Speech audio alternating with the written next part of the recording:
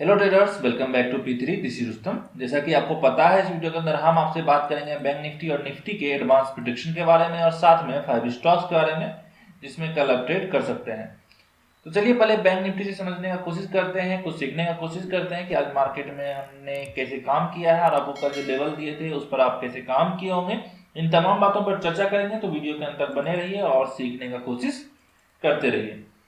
देखिए, पहला कैंडल बहुत बड़ा कैंडल बना हुआ था, लेकिन उसके बाद क्या होता है, मार्केट रुकता है। रुकने के बाद दो तीन कैंडल फिर से ऊपर की तरफ जाता है और फिर से इसे ब्रेक करने का कोशिश करता है। तो हमारे हिसाब से यहाँ से मार्केट को ब्रेकआउट मिलना चाहिए था, लेकिन मार्केट ब्रेक नहीं किया। यहाँ पर तीन चार कैंडल होल्ड करने के बाद भी ब्रेकआउट नहीं दिया, लेकिन 15 मिनट में यहाँ पर दो डोजी टाइप का कैंडल यहाँ देखने के लिए मिला। लेकिन हमारा आज था कि सेल अपॉर्चुनिटी मिलना चाहिए, क्योंकि हम आपको बोले थे कि बाउंस बैक के लिए यहाँ तक मार्केट जा सकता है, लेकिन फिर भी हम यहाँ पर ट्रेड नहीं किए हैं। हालांकि करना चाहिए था, कैंडल अच्छा था, लेकिन नहीं कर पाए क्योंकि यहाँ पर जस्ट ऐसे लगा ही था, थोड़ा समझने में चूक हो गई।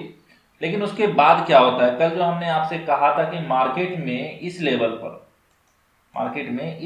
पर आपको बाउंस बैक देखने के लिए मिल सकता है। यही वो लेवल था जहां से हमने आपको कहा था। मार्केट में क्या होता है कि यहाँ पर मार्केट आता है, रुकता है, फिर रुकता है, फिर ऊपर जाता है और फिर से मार्केट में बायर्स को ट्रैप करने का कोशिश करता है। लेकिन हमारा सीधा सा मतलब था कि यहाँ से मार्केट को बाउंस बैक लेना है, क्योंकि प्राइस एक्शन का ये नियम है कि इस तरीके से ही ये चलेगा।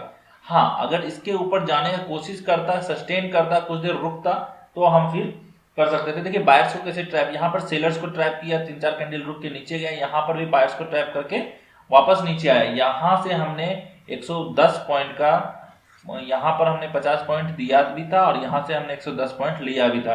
ये पावर होता है रिस्क रिवॉर्ड और प्राइस एक्शन का, कि अगर आपका एसएल चला भी जाता है तो घबराने का जरूरत नहीं है। मार्केट में पेशेंस बना के बैठे रहिए, मार्केट आपको पैसा देगा। हालांकि डराने का काम यहाँ भी किया, इस कैंडल पे हमने एंट्री किया था और यहाँ पर तीन कैंडल ने हमारा अच्छा खासा बैंड बजा के रखा हुआ था, लेकिन फिर भी यहाँ से जब मार्केट गिरना शुरू हुआ तो वन साइडेड मूव में ये पैसा दे के गया। तो यहाँ पर आपको समझ में आ रहा होगा कि किस तरीके से मार्केट में रुकना पड़ता है, रुकने के बाद ट्रेड करना पड़ता है।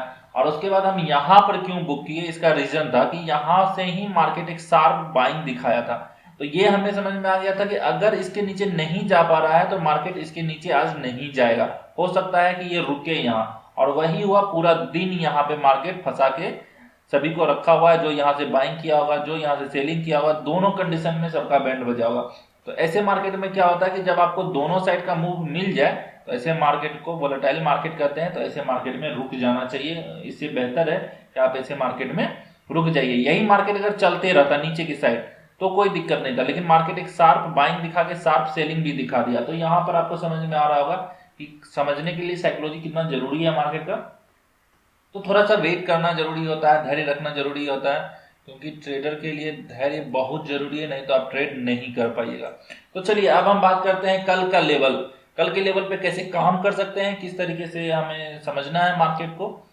चलिए कुछ लेवल्स को हम पहले हटाते हैं और नया लेवल्स ड्रॉ करने की कोशिश करते हैं। अब जो ये हमारा लेवल होगा, ये लेवल होगा हमारा बाइंग जोन। ठीक है, ये है हमारा बाइंग जोन जो कि 950 के ऊपर है, 40,950। लेकिन अब हम क्या करने वाले हैं, 40,950 को इग्नोर करके 41,030 लेवल नोट कीजिए। 41,030 के ऊपर ही हम अब यहाँ से बाइंग पोजीशन बनाने वाले हैं। और अगर इसके ऊपर मार्केट निकलता है तो हम यहाँ पर बाइंग पोजीशन बनाएंगे, लेकिन यहाँ पर कैंडल रुकना चाहिए, रुकने के बाद 41,030 को ब्रेक करना चाहिए, तो ही जाके मजा आएगा ट्रेड करने में। नहीं तो कोई फायदा नहीं है यहाँ से एंट्री करने का, यहाँ गए यहाँ फंस गए, ऐसा कुछ नहीं। यहाँ पर तीन चार कैंडल रुके और उसके बाद 41,030 को क्रॉस करे तो हमारा बेहतर रिजल्ट मिल सकता है हमें। ऊपर का टारगेट अगर हम देखने के लिए जाते हैं तो 300 का 41,300 तक का टारगेट हमें देखने के लिए मिल सकता है। तो 41,000 से 41,300 हम लोग बुक कर सकते हैं। इस लेवल को हम यहाँ से डिलीट कर सकते हैं, इसका हमारे पास कोई काम नहीं है। तो चलिए, ये हो गया हमारा अपसाइड के लिए। अपसाइड में स्विंग दिख रहा है, लेकिन अपसाइड में अभी आप लोग ध्यान बिल्कुल मत दीजिएगा, क्योंकि आज भी देखिए मार्केट ऊपर जाने का कोशिश किया है, बाउंस बैक लेके मार्केट नीचे आ गया। हालांकि लो नहीं तोड़ा है, लेकिन फिर भी हम वेट करेंगे लो तोड़ने का। तो चलिए भैया, लो कहाँ से टूटेगा, तो लो टूटेगा 500 के नीचे से, यहाँ से सेलिंग अपॉर्चुनिटी आने वाला है। अब आप सोच रहे होंगे कि सर क्या यहाँ से काम नहीं कर सकते, क्या यहाँ से काम नहीं कर सकते, यहाँ से काम नहीं कर सकते? तो नहीं, ऐसा आप नहीं कर सकते। रीजन क्या है, यहाँ से बाउंस बैक मिल चुका है और यहाँ से बाइंग का अपॉर्चुनिटी भी मिल चुका है। तो दोनों केस में ये हमारे लिए रिस्की हो सकता है। अगर यहाँ से हम बाइंग खोजने के लिए जाएं, यहाँ से सेलिंग खोजने के लिए जाएं, तो ये थोड़ा सा रिस्की हो सकता है। यहाँ पर हमने इसलिए आपको कल बोला था क्योंकि यहाँ पर रेजिस्टेंस फर्स्ट टाइम आया था, तो इस कारण से यहाँ पर रेजिस्टेंस लिया। यहाँ पर बाइंग इसलिए हम बोले थे कि यहाँ पर कोई कैंडल मिले तो आपको बाइंग करना है। कल ही हम बोल दिए थे कि यहाँ पर कोई कैंडल मिले तो बाइंग करना है, लेकिन इसके नीचे मार्केट चला गया, क्लोजिंग के बाद कैंडल दिया। हालांकि कैंडल पर अगर आप ट्रेड किए होंगे, हम आपको कल ही बोले थे कि यहाँ पर कोई कैंडल बनता है डोजी या हैमर टाइप का, तो हम बाइंग पोजिशन ले सकते हैं इस जोन से लेके इस जोन तक का। सिंपल सा फंडा था, कोई ऐसा हार्ड एनालिसिस नहीं था। अगर आप चाहते तो कर सकते थे। ये ऐसा ट्रेंड लाइन एक आप ड्रॉ करके रख लीजिए जो कि अभी आपको काम आने वाला है। हम आपके साथ ही ड्रॉ कर लेते हैं। तो चलिए एक यहाँ से करने का कोशिश करते हैं। हाँ, ये बेहतर है जी, ये बेहतर है और बेहतरीन ट्रेंड लाइन का फॉर्मेशन हुआ। तो क्या हम यहाँ से ट्रेड करने वाले हैं? नहीं, हम कोशिश करेंगे 40,030 के ऊपर ही ट्रेड मार्केट निकले तो इन ट्रेड करेंगे, क्योंकि यहाँ पर इसकी ट्रेड हो सकता है। अब सेलिंग का बात करते हैं। 40,500 के नीचे अगर मार्केट निकलता है, क्लोज करता है 40,500 के नीचे, तभी जाके हम यहाँ से ट्रेड करने वाले हैं। अल्टीमेट टारगेट मेरा 40,200 और 40,000 का हो सकता है। इससे ज़्यादा का टारगेट कल हमें देखने के लिए नहीं मिल सकता, क्योंकि मार्केट अभी इतना शार्प गिराया है। तो हो सकता है कि थोड़ा रुक के जाए नीचे। अगर गिरना हो तो उसको कोई रोक भी नहीं सकता है, लेकिन हम एसएल को ट्रेल करने के लिए जानते हैं और आप भी सीखें एसएल को ट्रेल करना। अगर नहीं सीखे हैं तो हमारे प्लेलिस्ट में जाके देखिएगा, वहाँ पर आपको मिल जाएगा एसएल ट्रेल कैसे किया जाता है। तो इस हिसाब से आप ट्रेल करके भी काम चला सकते हैं। अगर टारगेट नहीं अगर सही मिल रहा हो तो हम एसएल ट्रेल करके भी निकाल सकते हैं खुद को इसे सिनेरियो में। यहाँ पर आपको ध्यान क्या क्या रखना है कि एक टारगेट आपको 40,100 का मिल सकता है। यहाँ पर एक छोटा सा स्विंग है, तो उसको भी हम ध्यान में रखेंगे और उसके बाद ही हम ट्रेड करेंगे। तो ये हो गया हमारा बैंक निफ्टी का, जो कि बेहतरीन अभी चल रहा है मार्केट। थोड़ा सा और हम ट्रेंड लाइन को क्या आगे कर सकते हैं? जी हाँ, थोड़ा सा और आगे अगर हम करते हैं तो भी ये ठीक है, कोई बात नहीं है, वहां से टच नहीं हो रहा, लेकिन ये 3 टाइम 4 टाइम टच हो चुका है, तो बेहतर है हमारे लिए। आपको अगर रिस्क लेना है यहाँ पर, हम तो कल यहाँ से एक रिस्क लेने वाले हैं आपको सेफ ट्रेड करने के लिए, हम यहाँ से बताए हैं। तो कल अगर इस लेवल से भी ऊपर निकलता है तो यहाँ पर एक छोटा सा ट्रेड बनने वाला है। 10-20 पॉइंट 30 पॉइंट का स्टॉप लॉस रख के हम यहाँ से यहाँ तक का टारगेट बुक कर सकते हैं, लेकिन बेहद रिस्की ट्रेड होने वाला है ये।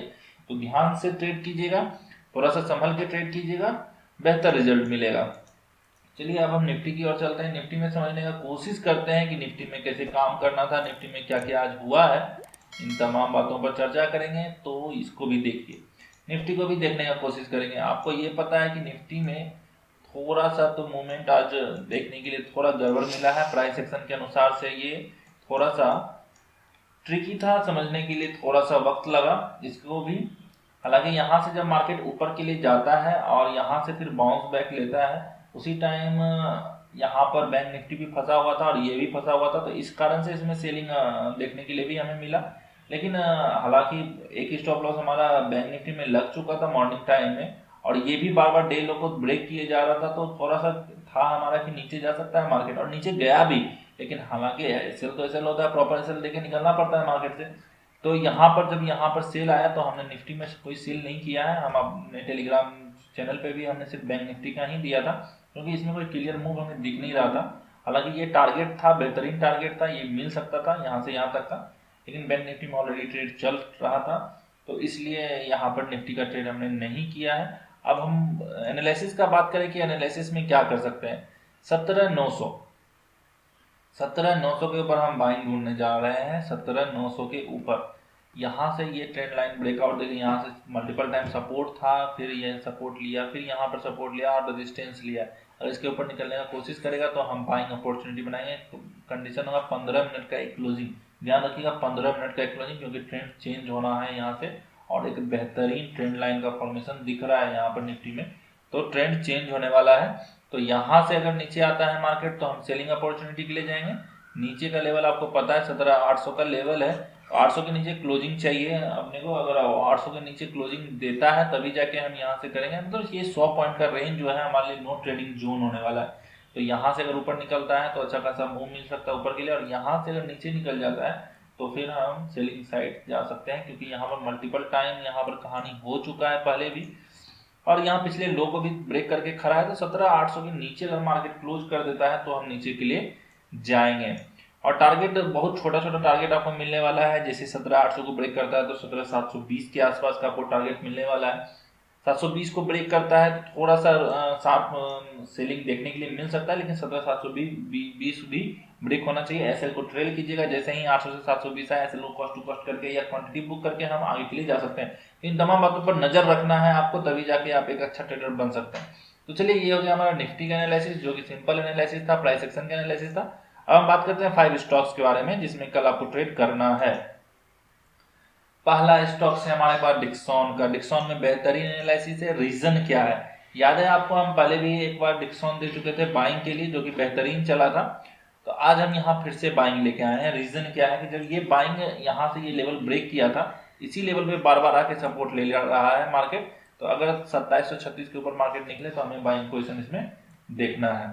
वहीं पे अगला स्टॉक है हमारे पास महिंद्रा नहीं सॉरी कार्बोरंडम यूनिवर्सल का। कार्बोरंडम में हमने सेलिंग अपॉर्चुनिटी के लिए रखा है यहाँ पर, और सेलिंग अपॉर्चुनिटी 980 के नीचे आने वाला है। क्यों, इसका रीजन है मल्टीपल टाइम ट्रेंड लाइन का, और टचेज भी बेहतरीन है और परफेक्ट टचेज है। तो 980 के नीचे हम इसमें सेलिंग अपॉर्चुनिटी ढूंढने वाले हैं। अगला स्टॉक है हमारे पास महिंद्रा सीआईई का।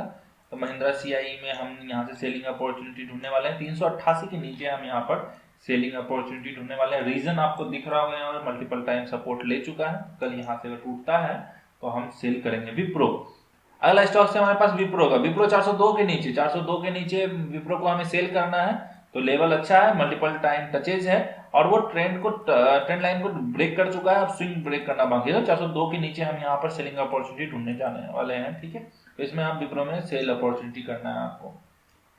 बर्जर पेंट्स में हम यहाँ पर बाइंग के लिए जाने वाले हैं और सेलिंग दोनों के लिए है ये, क्योंकि यहाँ पर एक अच्छा खासा नीचे की से भी 3 टचेज है, ऊपर से भी 4-5 टाइम है। तो पहला हमारा होगा 575 के ऊपर बाइंग का। अगर बाइंग मिलता है तो बेहतरीन ट्रेड होने वाला है, क्योंकि आज भी यहाँ से रिजेक्शन मिला है। तो आज यहाँ पर वक्त भी बिताया है, तो कल अगर इसको ब्रेक करके निकलता है 575 को, तो हम यहाँ पर बाइंग पोजिशन लेने वाले हैं। वहीं पे सेलिंग के लिए 563.50 के नीचे हम यहाँ पर सेल अपॉर्चुनिटी बनाने वाले हैं। तो ये हो गया हमारा 5 स्टॉक्स जिसमें आपको कल ट्रेड करना है। आज जिस स्टॉक्स में आप ट्रेड किए होंगे उसके बारे में बात कर लेते हैं।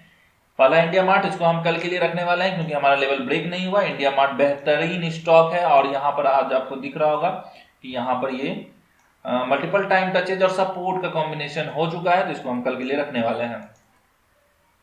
वहीं पे अगला स्टॉक्स एवेन्यू में हमारा लेवल एक्टिव नहीं हुआ और शायद ये कल हो भी नहीं, तो ये हमारा अगला स्टॉक है हमारे पास राइट्स का। इसमें हमने आपसे 328.50 के नीचे सेलिंग अपॉर्चुनिटी बनाने के लिए दिया था। वहीं पे इसमें हमको टारगेट बहुत अच्छा खासा मिला है। स्विंग का टारगेट हम आपको हमेशा बोलते हैं, देखिए स्विंग के पास जैसे ही मार्केट आता है वहीं पे रुकता है, तो 321 तक का हमें बेहतरीन टारगेट देखने के लिए मिला है।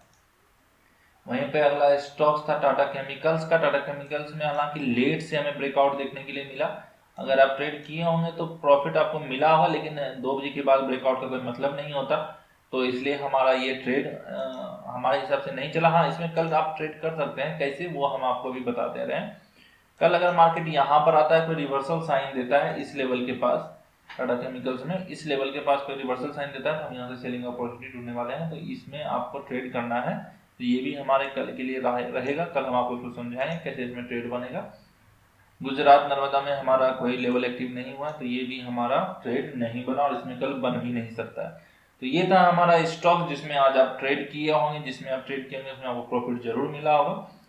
तो चलिए, ट्रेड करने का 3 नियम आपको पता ही है, वो हम फिर से डिस्कस कर लेते हैं आपसे। पहला, 5 या 15 मिनट का कोई कैंडल क्लोज करना चाहिए। 5 या 15 मिनट का कोई भी कैंडल क्लोज करना चाहिए। दूसरा, रिस्क रिवॉर्ड आपको अपने अनुसार से रखना है, या जो कैंडल ब्रेकआउट करे उसके अनुसार से रखना है, या उसके जस्ट पीछे का कैंडल का आप स्टॉप लॉस रख सकते हैं, एक पीछे का। और दूसरा, अगर आप नजदीक में कोई रेंज बना रहा हो तो उसके अनुसार से रख सकते हैं, और एक और अगर छोटा स्विंग नजदीक में कहीं हो तो उसके अनुसार से भी हम रख सकते हैं। तीसरा, रिस्क में हो गया। और रिवॉर्ड में क्या रखना है आपको, रिवॉर्ड में आपको रखना है स्विंग हाई या स्विंग लो। जैसे भी हम आपको बताएं कि स्विंग कैसे टच करके मार्केट वापस बाउंस बैक लेता है, तो स्विंग के अनुसार से हमें जो फर्स्ट स्विंग मिलेगा वहां का हम रिवॉर्ड ले सकते हैं। तो ये था हमारा एनालिसिस। और अगर आप इस तरीके का लेवल निकालना चाहते हैं और सीखना चाहते हैं कंप्लीट प्राइस एक्शन और बेहतरीन सेटअप के साथ। तो नीचे दिए गए नंबर पर आप हमसे कांटेक्ट कर सकते हैं और कोर्स की कंप्लीट जानकारी ले सकते हैं। वहीं पे वीडियो अच्छा लगा हो तो वीडियो को लाइक कर दीजिएगा, चैनल को सब्सक्राइब कर दीजिएगा, बेल आइकन दबाना मत भूलिएगा। मिलते हैं अगले वीडियो में।